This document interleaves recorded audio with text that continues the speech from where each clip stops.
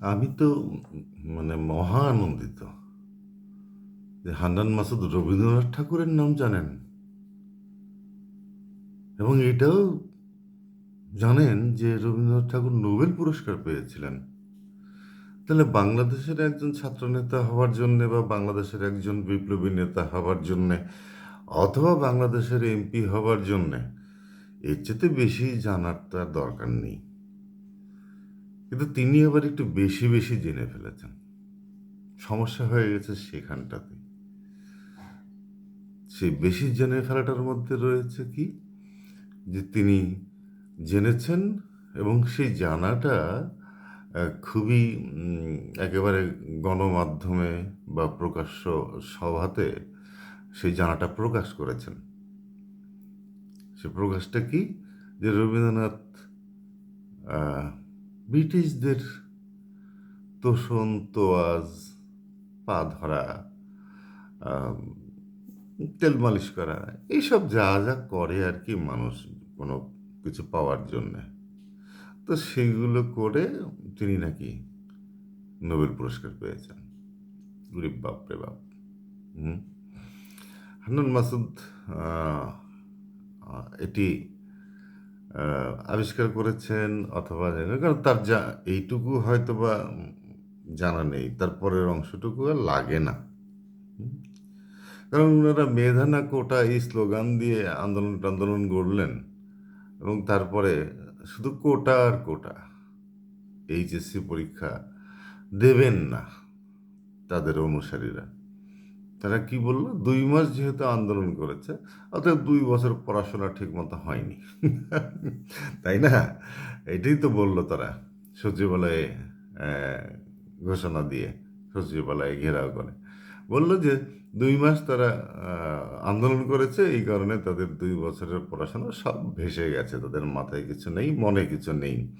অতএব এইচএসসি পরীক্ষা বা হায়ার সেকেন্ডারি বা উচ্চ মাধ্যমিক পরীক্ষা সবাইকে অটো পাস দিয়ে দিতে হবে। মেধার ধরেন চূড়ান্ত প্রকাশ ঘটলো আর কি।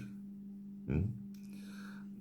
তারা ইউনূস সাহেবকে নিয়োগ দিয়েছিলেন। আসলে ইউনূস সাহেব এটা খুব চালাক মানুষ, তো তিনি ওদের কথা বলে ওদের মাথায় কাঁঠাল ভেঙে খেতেন। ইউনূস সাহেবের নিয়োগ যথারীতি যে আমেরিকা দিয়েছিল এটা তো এখন জানা যাচ্ছে। আমেরিকার সঙ্গে দাসখতমূলক চুক্তি তৈরি করে দিয়ে তিনি গেছেন।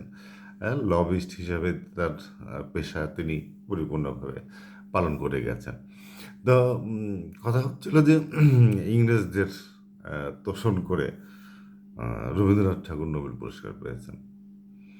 হান্নান মাসুদের কাছ থেকে এর চেয়ে বেশি আর কিছু আশা করা যায় না।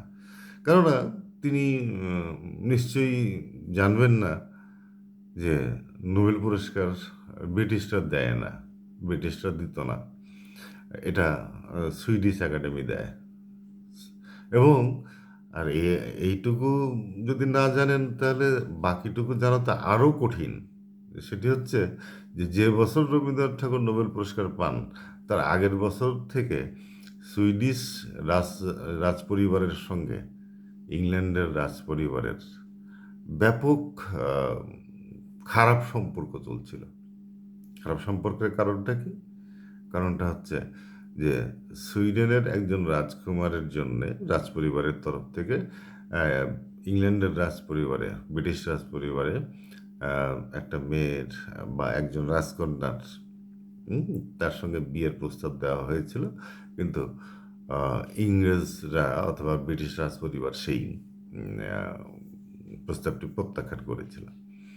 এতে সুইডিশ আহ, রাজপরিবার তারা অত্যন্ত অপমানিত বোধ করেছিলেন এবং সেই সময়টাতে কোনো যুদ্ধবিগ্রহ হয়নি বা অন্য কোনো বাদানুবাদও হয়নি, কিন্তু দুই দেশের সম্পর্কটা ছিল খুবই শীতল। অতএব সেই সময়ে ধরেন রবীন্দ্রনাথ ঠাকুর ব্রিটিশকে খুব তোয়াজ টোয়াজ করলেন, তেল টেল দিলেন যে আমাকে নোবেলটা নিয়ে দিন, তাহলে ব্রিটিশ সে রাজপরিবার বা ব্রিটিশ সরকারকে বা ইংরেজ সরকারকে তখন গিয়ে সুইডেনকে ধরতে হবে, তাকে অনুরোধ করতে হবে। কিন্তু এমন একটা পরিস্থিতি ছিল যে তখন প্রায় এই দুই রাজপরিবারের মধ্যে কথা বলা বলেই বন্ধ ছিল। অতএব সুইডেনের রাজপরিবারের কাছে রবীন্দ্রনাথের কাকুতি মিনতির কারণে গলে গিয়ে যদি ইংল্যান্ডের রাজা বা ইংল্যান্ডের রানী তিনি যে রবীন্দ্রনাথের পক্ষে নোবেল পুরস্কারটা চাইবেন, সেই সম্ভাবনাটাও ছিল না। তো এগুলো আসলে হান্নান মাসুদদের ব্যাপার নয়।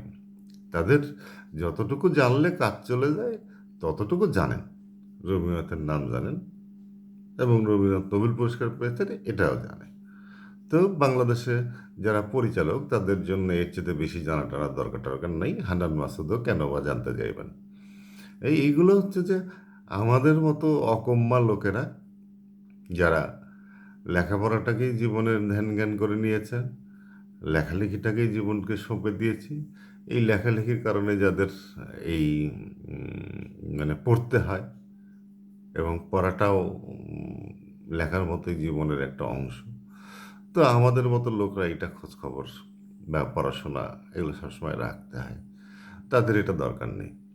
এবং আহ, সদ্য যে জিনিসটা যে আমাদের ইয়েটা ছিল যে রবীন্দ্রনাথের বিপক্ষে তারা নজরুলকে প্রমোট করার জন্য সবসময় সচেতন, সবসময় দাঁড়ায় থাকে, সেই ফরাদ মাজার, সলিমুল্লাহ খান থেকে আরম্ভ করে এই যে ধরেন জামাতের যত মানে লেখক ফেখক আছেন, কবি টবি আছেন, পাকিস্তানপন্থী যে সমস্ত কবি টবি আছেন, বা উম, মুসলমান ইসলামপন্থী যে সমস্ত কবি টবি আছেন, তারা নজরুলকেই রবীন্দ্রনাথের সাথে বড় বলে দেখাতে চান সবসময়।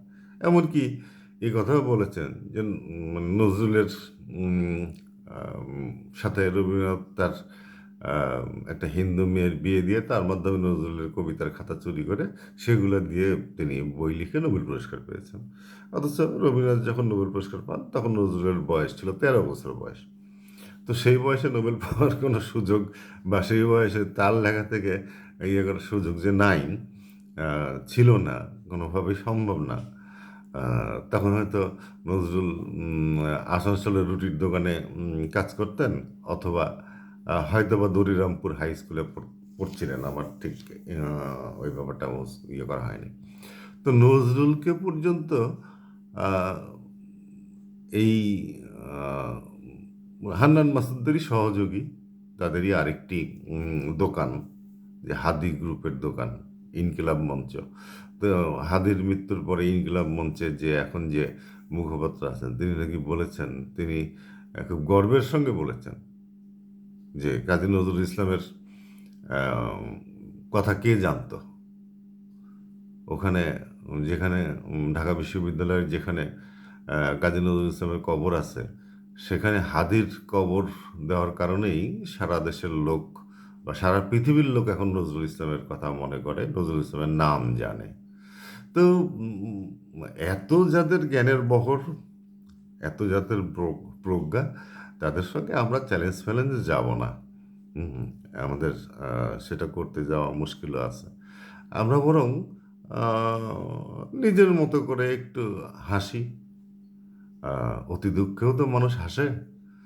তো আমরা খুব দুঃখের মধ্যেই আছি, এ ব্যাপারে কোনো সন্দেহ নেই।